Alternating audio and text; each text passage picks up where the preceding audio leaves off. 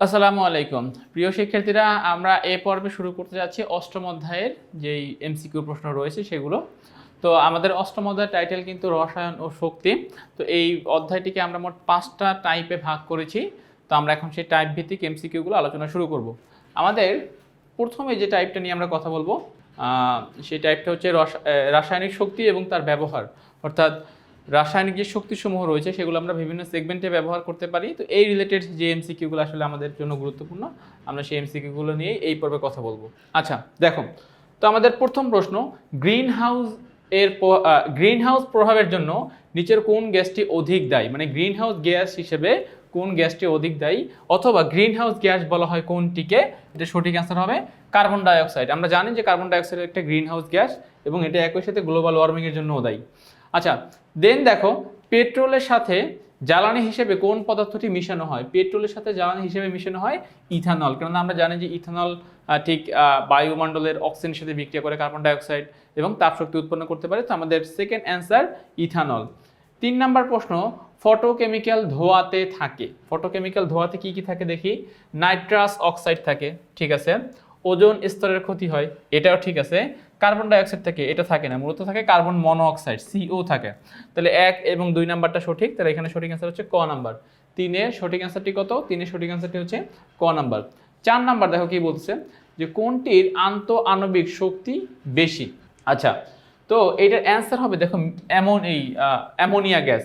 এখন বাকি 3টে অপশন কেন নিচ্ছি না, কারণ এরা সবাই বিশুদ্ধ সমযোজী যৌগ, বিশুদ্ধ সমযোজী যৌগ।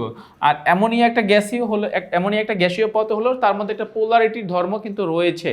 তো এরা যেহেতু বিশুদ্ধ সমযোজী, তার মানে এদের মধ্যে যেই পরিমাণ আকর্ষণ বল কাজ করবে, নাইট্রোজেন এবং হাইড্রোজেন দুটো ভিন্নধর্মী পদার্থ এবং তড়িৎ-ঋণাত্মকতার মানের পার্থক্য বেশি হয়, এদের মধ্যে আকর্ষণ বলটা আরও বেশি কাজ করবে। তাহলে বলা যায় যে এই 4টা অপশনের মধ্যে আমাদের সঠিক অ্যান্সারটা কী হবে? অ্যামোনিয়া হবে। নেক্সট প্রশ্ন, শামুকের খোলসে কোনটি থাকে? শামুকের খোলসে থাকে কি? চুনাপাথর, মানে কি? Calcium carbonate. আচ্ছা, তাহলে আমাদের 5-এর সঠিক অ্যান্সার হবে, 5-এর সঠিক অ্যান্সারটা হবে খ নাম্বার।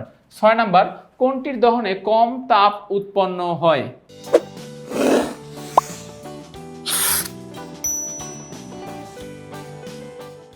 তো এখানে সঠিক অ্যান্সার হবে ক নাম্বার, মিথেন। বেসিক্যালি এখানে কার্বন সংখ্যা যত বাড়বে তোমার তাপের পরিমাণটাও তত বেশি বাড়বে। সো মিথেনে যেহেতু কার্বনের পরিমাণটা কম, তার মানে এটার দহনে আমরা কি পাবো? কার্বন বলো বা হাইড্রোজেন বলো, মানে কার্বন আর হাইড্রোজেন তো অনুপাতে থাকে, উভয় কিন্তু মিথেনের মধ্যে কম পরিমাণে রয়েছে। তার মানে এখান থেকে আমরা সবচেয়ে কম তাপ পাবো। আচ্ছা, পরবর্তী প্রশ্ন, প্রতি বছর জীবাশ্ম জ্বালানি পুড়িয়ে কত টন কার্বন ডাইঅক্সাইড তৈরি হচ্ছে? তো প্রতি বছর জীবাশ্ম জ্বালানি পুড়িয়ে প্রায় 21.3 বিলিয়ন, 21.3 বিলিয়ন নাম্বারটা মনে রাখো। এত পরিমাণ কার্বন ডাইঅক্সাইড কিন্তু প্রতি বছর সারা বিশ্বে তৈরি হচ্ছে।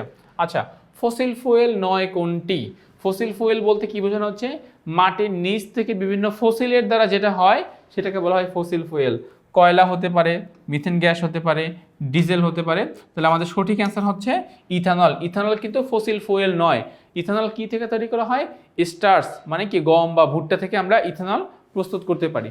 ওকে, নেক্সট, ফটোকেমিক্যাল ধোঁয়া তৈরিতে নিচের কোন উপাদানটি দায়ী নয়? ফটোকেমিক্যাল ধোঁয়া তৈরিতে নিচের কোন উপাদানটি দায়ী নয়? আচ্ছা, এখানে হবে সালফার ডাইঅক্সাইড। ফটোকেমিক্যাল ধোঁয়ায় সাধারণত কার্বন মনোক্সাইড থাকতে পারে, নাইট্রাস অক্সাইড থাকতে পারে, মিথেন থাকতে পারে। তো এই সালফার ডাইঅক্সাইড এটা ফটোকেমিক্যাল ধোঁয়া তৈরিতে মানে দায়ী নয়। আচ্ছা, দেন আমরা যাচ্ছি, বায়ুমণ্ডলের কোন উপাদানটি বেশি তাপ শোষণ করে তা ধরে রাখতে পারে? এটা সঠিক অ্যান্সার হবে কার্বন ডাইঅক্সাইড।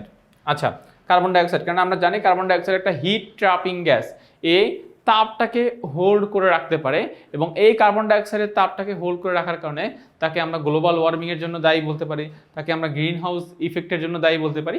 আরও অনেকগুলো কাজে সে এই মানে ভূমিকা রাখতে পারে বা রাখে কার্বন ডাইঅক্সাইড। ওকে, সো আমাদের এই যে পর্ব বা এই যে টাইপ 1, এই টাইপ 1-এ আমাদের মোট 10টা প্রশ্নই ছিল। আমরা সেই 10টা প্রশ্নের সমাধান করেছি। আশা করছি তোমরা সবাই এই প্রশ্নগুলো বুঝতে পেরেছো। সো আজ এ পর্যন্তই, নতুন কোনো পর্বে আবার তোমাদের সাথে দেখা হবে। সবাই ভালো থেকো এবং সুস্থ থেকো।